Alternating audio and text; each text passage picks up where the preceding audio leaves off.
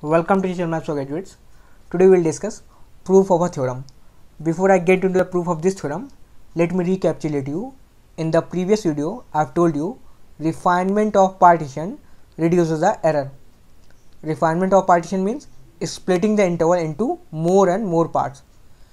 So refinement of partition reduces the error, and this reduction in error results in upper Riemann sum UPF decreases and lower Riemann sum LPF increases. Okay, you can also visualize this with the help of this little animation. I hope it is clear to you now what we have to prove today. Okay, so here P2 is refinement of partition P1. Then we have to show that LP2F is greater than LP1F and UP2F is less than UP1F. Okay, so let's start. Now suppose f is some function from interval AB to set of real number. Okay, and its graph is something like this. This is x-axis, this is y-axis, and graph of f is something like this. Okay, and this point is A and this point is B. Okay, now let's partition this interval AB. Okay, so this is the partition of interval AB. Okay, suppose this is point x1, this is point x2, this is point x3. Suppose this point is xr minus 1, this point is xr, and this point B is xn, and of course this point A is x0. Okay, suppose this partition is P1. Okay, so partition P1 is given by P1 equals to x0 equals to A, x1, x2, xr minus 1, xr, and xn, which is B. Okay, and if mi be the infimum of fx in ith interval, here small mi is infimum of function fx in ith subinterval. Okay, and capital Mi is supremum of function fx in same ith subinterval. Okay, then lower Riemann sum LP1F and upper Riemann sum UP1F is given by LP1F.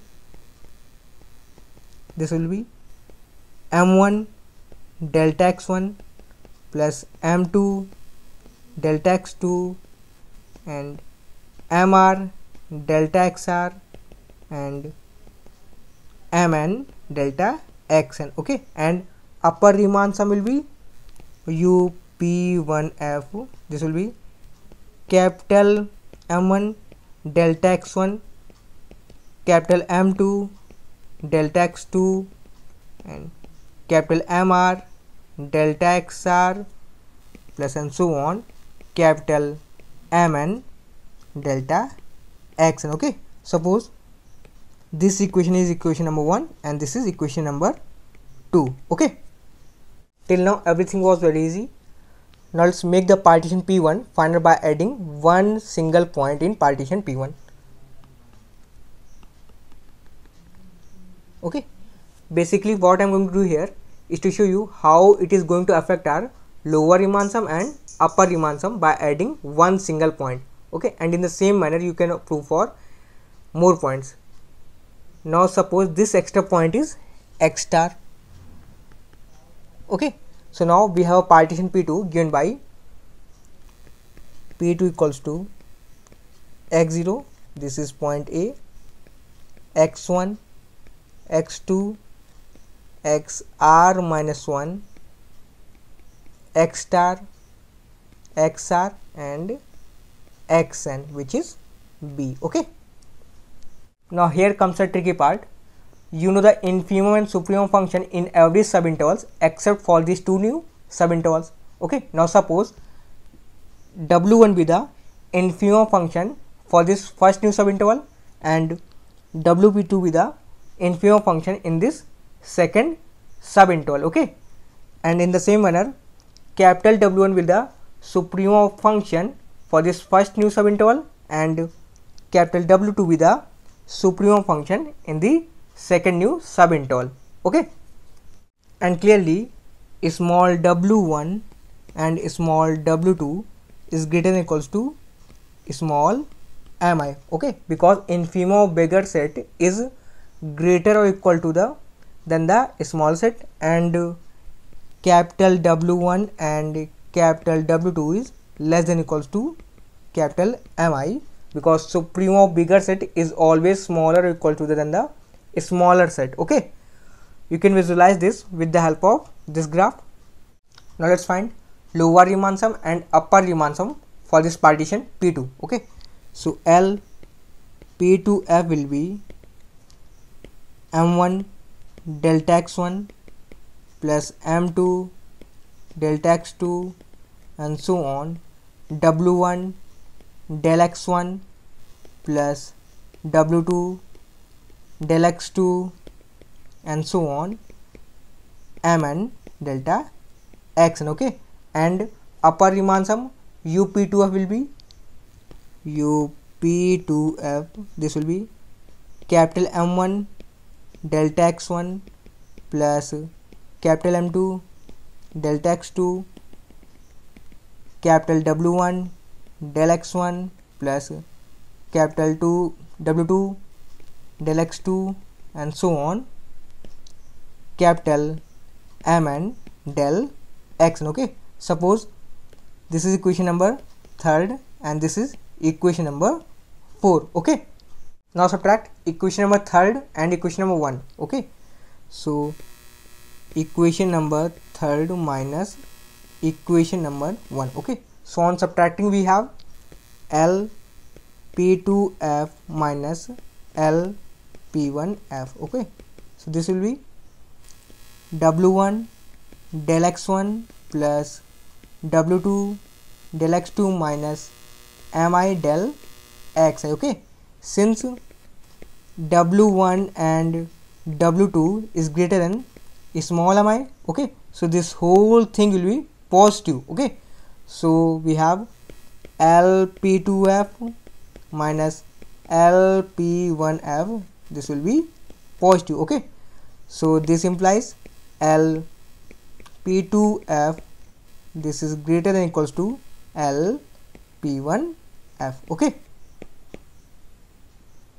non subtracting equation number 2nd and equation number 4. Okay, so equation number 2nd minus equation number 4. Okay, so this is equation number 4 and this is equation number 2nd. Okay, so on subtracting we have U P1F minus U P2F, this equals to capital Mi del xi minus capital W1 del x1 minus capital W2 del x2. Okay, so this whole thing will be positive because capital Mi is greater than equals to capital W1 and capital W2. Okay, so since RHS is positive, so we have U P1F minus U P2F, this will be positive. Okay, and this implies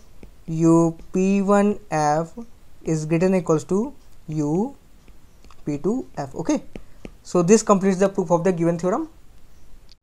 Now here's a question for you. Suppose we have partition P1 and partition P2. Okay, then P1 union P2 and P1 intersection P2 will also be some another partition. Okay, then tell me what can you guess about L P1 union P2F and L P1 intersection P2F. Okay, and U P1 union P2F and U P1 intersection P2F. Okay, so hint to this question is, we know that P1 and P2 is contained inside P1 union P2 and P1 intersection P2 is contained inside P1 and P2. Okay, so this P1 union P2 is refinement of P1 and P2, and this P1 and P2 is refinement of P1 intersection P2. Okay, so using above theorem you can say L P1 union P2 F, this will be greater than or equals to L P1 F or L P2 F. Okay, and in the same manner U P1 union P2 F, this will be less than U P1 F or U P2 F. Okay, similarly L P1 intersection P2 F, this will be less than equals to L P1 F or L P2 F, and U P1 intersection P2 F, this will be greater than equals to U P1 F or U P2 F. Okay, so this concludes the video. If you really find this video informative, then show your support by subscribing to the channel and also press the bell icon. Thank you. Thanks for watching.